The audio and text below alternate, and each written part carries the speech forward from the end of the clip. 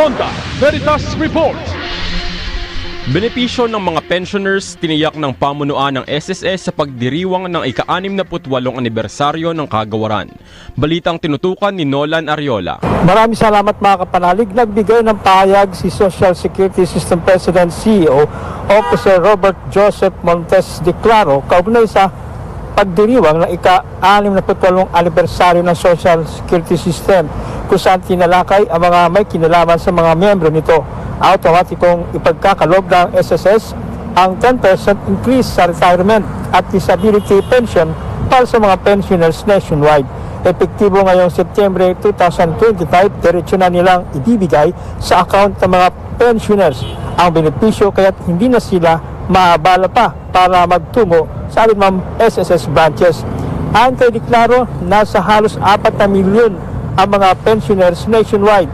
Sinabi niya na ang tax pension ay 3 taon ipagkakalob ng SSS sa mga pensioners mula ngayong September 2025 hanggang 2027.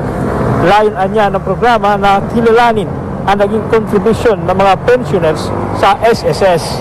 Today, you have about 3.8 million pensioners already, broken down into 2.6 million as regular pensioners and 1.2 million as survivor pensioners.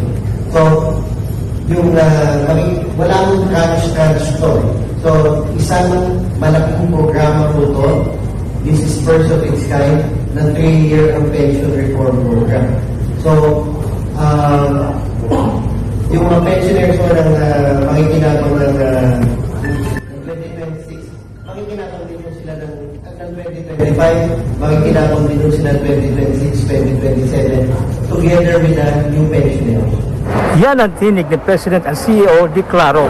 Mga kapanalig, ang lagi ng dalangin at pala ng Simbahang Katolika ay maging maayos ang mga ipinatutupad na patakaran o batas ni numan at saan man. Para sa Veritas 846, ang radyo ng Simbahan, ako inyong kapanalig, Nolan Ariola, sumainyo ang katotohanan.